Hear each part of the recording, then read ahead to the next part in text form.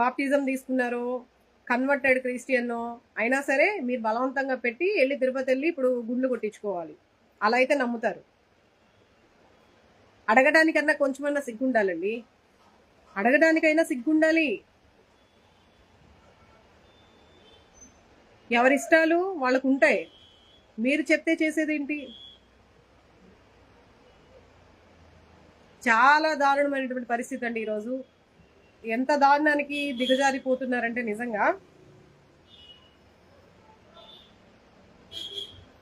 కులాల్ని మతాల్ని అడ్డం పెట్టుకొని నాయకుడికి ఉండాల్సినటువంటి లక్షణం అయితే కాదు. ఒక నాయకుడు కుల మత ప్రాంత విభేదాలు లేకుండా చూసేవాడే నాయకుడు. కానీ ఈరోజు అదే తీసుకొస్తున్నారు. ఆంధ్ర రాష్ట్రంలో ఇప్పుడు మన రాష్ట్రంలో చేయవలసిన పనులు చాలా ఉన్నాయి, ఇచ్చిన హామీలు చాలా ఉన్నాయి. అవన్నీ పక్కన పడేసేసి మైండ్ సెట్ ని డైవర్ట్ చేయడం కోసం ఇవన్నీ చేస్తూ ఉన్నారు. ప్రజల యొక్క మనోభావాలను దెబ్బతీస్తూ కక్షపూరితంగా ప్రతిపక్ష పార్టీని భూస్థాపితం చెయ్యాలి అని కంకణం కట్టుకొని మరి ముఖ్యంగా జగన్మోహన్ రెడ్డి గారిని ఇంకా అసలు ఆయన రాజకీయంగా ఎదగకూడదు, ఆయన పార్టీని ఆయన పార్టీ శ్రేణుల్ని భూస్థాపితం చెయ్యాలి, వైఎస్ఆర్సీపీ పార్టీయే లేకుండా చేయాలని చెప్పేసి ఒక కుట్రపూరితంగా ఇలాంటి చర్యలు చేస్తూ ఉన్నారు. ఇది క్లియర్గా ఉంది. ఇదే అనిపిస్తూ ఉంది. వాళ్ళ టార్గెట్ ఓన్లీ జగన్మోహన్ రెడ్డి వైఎస్ఆర్సీపీ శ్రేణులు. అంటే నెక్స్ట్ ఇంకా వాళ్ళకి ఏది కూడా కాంపిటీషన్ ఉండకూడదు. తరతరాలుగా ఇంకా పాలిస్తూనే ఉండాలి. ఎవరు కూడా కాంపిటీటర్స్ ఉండకూడదు. ప్రజల ఆదరణ పొందుతున్నారు కదా, ఆదరణని తగ్గించేయాలి.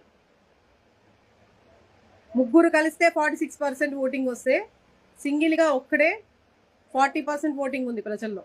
ఇప్పుడు అదంతా కూడా ఏదో విధంగా ఎలిగేషన్ పెట్టి, రోజుకో ఎలిగేషన్ పెట్టి, ఏదో విధంగా ఇబ్బంది పెట్టి ఒక కులానికో ఒక మతానికో జగన్మోహన్ రెడ్డిని అంటకట్టేసి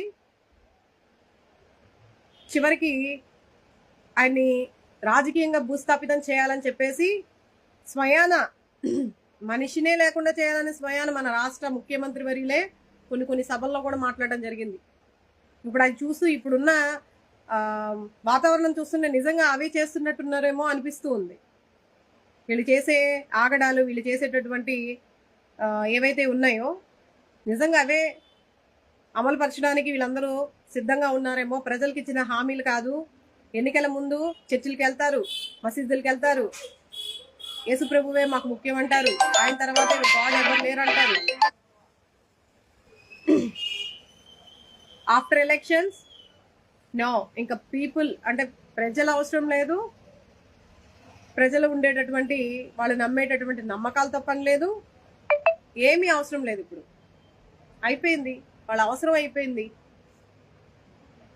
వాళ్ళ నమ్మకాలతో ఏం పని, వాళ్ళకి ఇచ్చిన హామీలతో ఏం పని, వాళ్ళకి ఇచ్చేటటువంటి సంక్షేమాలతో ఏం పని, అభివృద్ధి చేస్తారన్న దాంతో ఏం పని, ఏం అవసరంలా. నెక్స్ట్ 5 years కూడా ఇప్పుడే వాళ్ళు ఇమాజిన్ చేసుకొని ఏదైతే ప్రతిపక్ష పార్టీ ఉందో దాన్ని లేకుండా చేయాలని గట్టిగా సంకల్పించుకున్నట్టున్నారు. మన సిబిఎన్ గారు ఒక సభలో మాట్లాడడం మీరు విన్నారో లేదో మరి వీడియో, నేనైతే విన్నాను.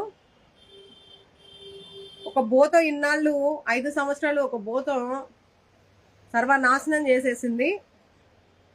ఆ భూతాన్ని ఏం చేయాలి అని ప్రజల చేతే చెప్పించి వాళ్ళని రెచ్చగొట్టే విధంగా ఆ భూతాన్ని ఏం చేయాలి, లేవనివ్వకుండా భూస్థాపితం చేసి కాంక్రీట్తో కప్పెట్టాలని చెప్పేసి మాట్లాడారు సీఎం గారు. సీఎం హోదాలో ఉండి, వయసులో పెద్ద, అనుభవంలో పెద్ద,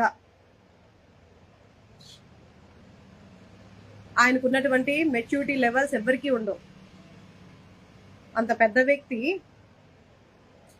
ఒక మంచి పొజిషన్లో ఉండి, బాధ్యతాయుతమైనటువంటి పొజిషన్లో ఉండి, ఒక ప్రతిపక్ష నాయకుడి పైన, ఒక ఎక్స్ సీఎం అయినటువంటి జగన్మోహన్ రెడ్డి గారి పైన ఆయన మాట్లాడిన మాటలు ఎంత దారుణంగా ఉన్నాయో చూడండి.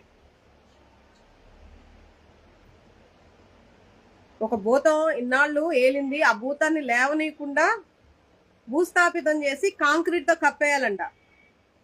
ఇది ప్రజల్లో సభల్లో మాట్లాడుతున్నారు ఆయన. ప్రజలకి ఇచ్చే సందేశం. ఇలా చెయ్యండి ఇలా ఇలా అని. ఎవరన్నా ఇలా మాట్లాడతారా? ఏ నాయకుడన్నా?